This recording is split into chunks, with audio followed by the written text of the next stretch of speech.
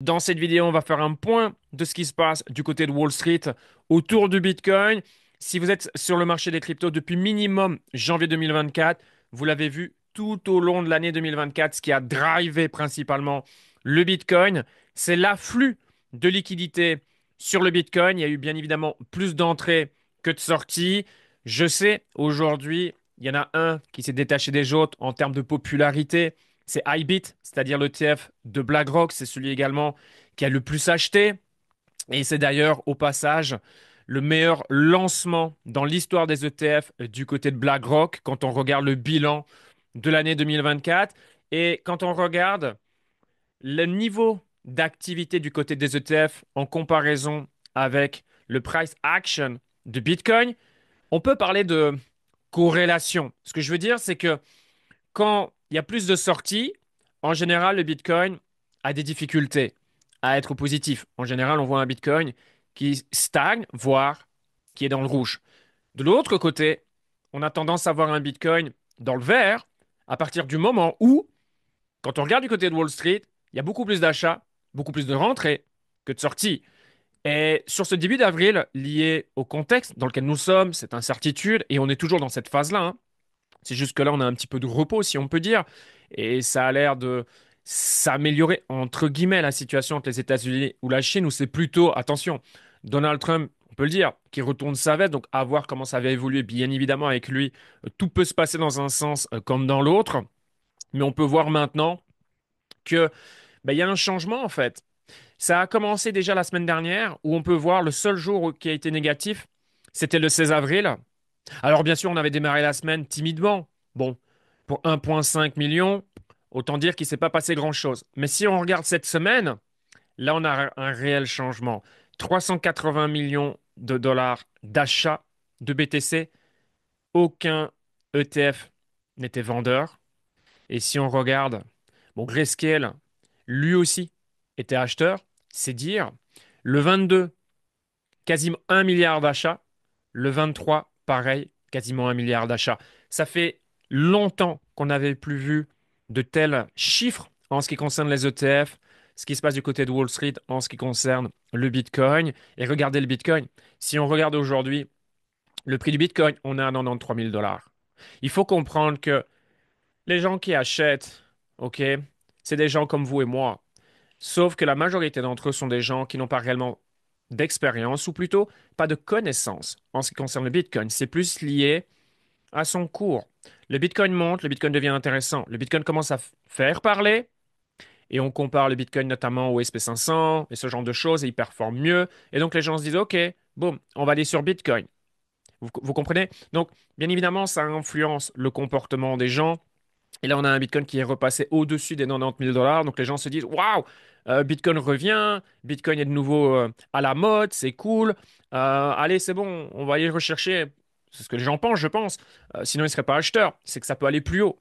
Vous comprenez? Donc, on a un Bitcoin ces 7 derniers jours, hein, qui est repassé voilà, de 84 à 93. Donc, on a quasiment pris 10 000 dollars. Et quand on regarde sur les 30 derniers jours, voilà, on est descendu légèrement en dessous des 75 000 dollars. Et là, forcément, il n'y avait pas d'intérêt. Soit il n'y avait pas de, il y a pas d'achat, soit il se passait rien, ou plutôt c'était des ventes au niveau des ETF. Et là, maintenant que le cours du Bitcoin est en train de se reprendre, on peut voir que du côté des ETF, boum, vous comprenez.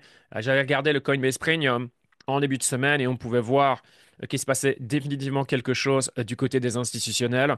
Donc voilà, on reprend nos bonnes habitudes, si je peux dire. Est-ce que ça va continuer dans les prochaines semaines? C'est la grande question. Mais si on regarde depuis 2024, les ETF ont un impact définitivement sur le cours du Bitcoin. Également MicroStrategy. Si on regarde le nombre de BTC achetés par Michael Saylor, c'est hallucinant. Et on peut voir maintenant de nouvelles compagnies qui sont en train d'arriver. Je pense à Metaplanet, GameStop, qui est venu avec son plan et son idée d'acheter X quantité de Bitcoin. Là, il y a des rumeurs sur quand ils vont commencer à passer à l'achat. Ça reste que des rumeurs, mais je pense que voilà, ça va amplifier ce phénomène. Là maintenant, c'est tout frais. C'est cette semaine, Capital 21 avec Jack Mallers, le CEO de Strike, qui vont maintenant tout simplement acheter davantage de Bitcoin, etc. Ça va être coté hein, très prochainement sous le ticker XX1, bref, 21. Donc voilà, on va avoir de plus en plus de compagnies également qui vont arriver. dans le but de mettre du Bitcoin dans leur trésorerie, mon capital 21. Je ferai une vidéo sur le sujet, mais c'est encore quelque chose d'à part. Très, très, très, très intéressant. Bref, j'en ferai une vidéo, c'est sûr et certain, parce qu'on risque d'en entendre parler. À savoir que derrière, il y a Tether, SoftBank, le fils de Lutnick, qui est dans l'administration de Trump aujourd'hui. Bref, les ETF sont de retour dans la danse et je pense que ça continuera si le Bitcoin continue à être au-dessus des 90 000 dollars, surtout si Bitcoin progressivement continue à monter sans trop faire de bruit.